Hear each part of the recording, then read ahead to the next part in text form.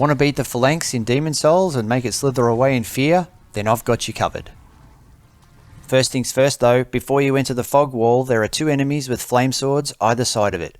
These guys have a chance to drop fire bombs and pine resin, which are the two most useful items to have in this fight. You can farm these guys before taking on the boss if you need to, and you probably should, it makes them happy.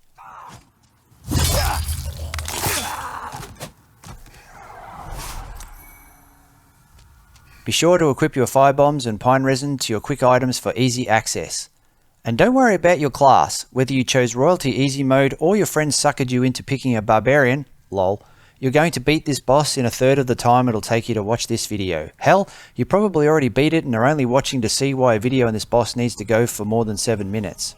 The short answer is details. Details like knowing you can stand behind these pillars to protect yourself from the spears the little hoplite minions throw.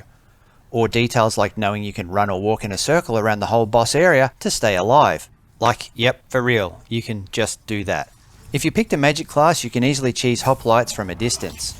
If you do that though, make sure you keep a pillar between you and the ones you're not casting magic on, otherwise you'll almost certainly cop a spear or two in the butt. Not that it'll kill you or anything, but yeah, it'll happen.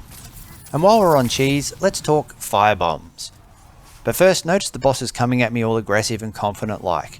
The more hoplite minions you kill, the less he'll be like that. Fire bombs are easily the cheesiest cheese of them all to make that happen. Hoplites can heal a bit though, so be sure to finish off any that still have health left before moving on to the next. Again, keep moving to avoid getting hit by thrown spears, use pillars as cover as much as possible, and toss fire bombs until you run out and wished you'd farmed even more. Or, only throw them when the hoplites are grouped up, preferably when they're grouped up around the boss. You can toss them at a single hoplite from a really long way away if you want to. I mean, you can is what I'm saying. Not that you should, but you should use pine resin. Stand behind a pillar when you're ready to use pine resin and flame up. Roll around needlessly like an idiot because you like to hear the flame sword go whoosh in your bassy headphones. You can also refuse to attack at all because you know for sure it'll trigger your friends that you're wasting your pine resin.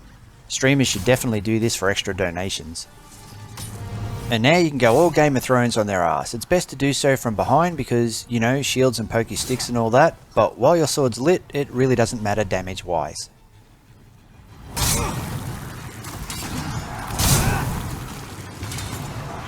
If you want the fight to go quick, use your flame sword on the boss whenever there's an opening. But this is also a good time to go to town clearing hoplites. There's a slim chance each one you kill might drop a crafting shard. The more you kill before the fight is over, the better. Plus, if you kill them all before killing the boss goes into yellow mode. If you don't make it do that, then it wins. Don't let it win.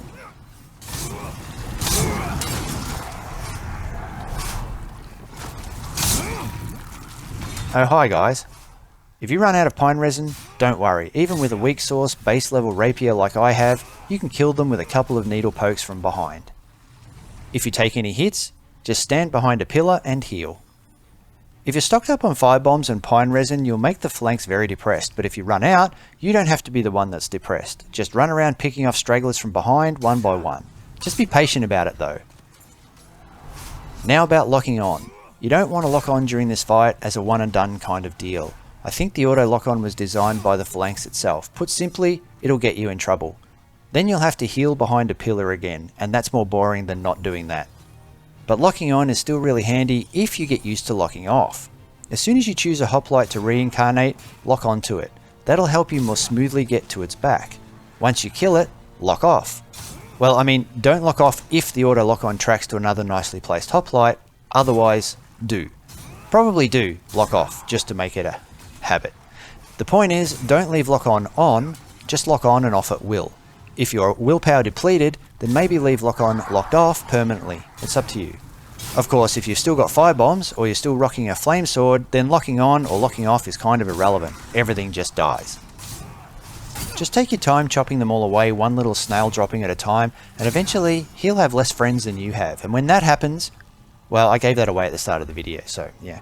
See that one hoplite stuck to the main boss like Molly Russell's wart? Sometimes the minions pimple out like that, making them really hard to hit. Right now it doesn't matter because I could ignore what's left and just kill the boss. Plenty of openings right now. But for a chance at extra shards, I could also not. And I'm not going to because this is a really good time to show why you need to two-hand your sword. If I hit him with one hand, I get staggered. It's worth it if you want to put yourself at risk of getting hit while also doing practically no damage, but if you aren't into outright failure, then I recommend pressing triangle to switch to 2 hands to do more damage and not get staggered. Using 2 hands multiplies your strength by 1.5. If you have a character with decent strength stats, then you'll be laughing all the way through this fight, at least for the 2 minutes it'll take you to complete it anyway. Oh, and while you can kill Molly Russell Wart hoplites with a firebomb or flame saber pretty easily, they'll hoplite down eventually if you just wait long enough.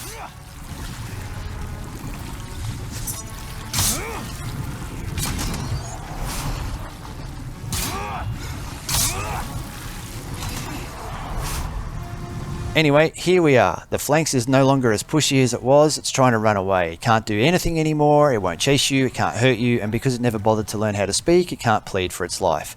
Not that it's got much of a life anyway, so whatever we do next is really a favour for it, I'd say. Obviously you don't need to have prolonged the fight for a YouTube guide like I have, so you could have killed this thing long ago. But at least now you can see what you were missing by doing that.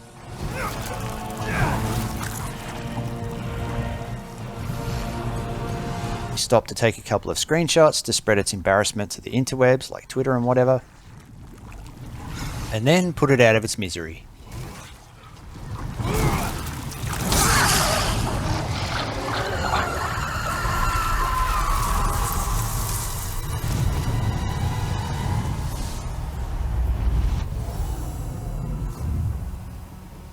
Once done, go pillage hoplite corpses for whatever shards they've dropped. I can see like, what, 2? Well, that was a waste of time. Okay, go to the comments section of this video and brag about how you killed this boss 5 minutes faster than it took me to make this guide and still got more shards than I did. Blah blah, bye.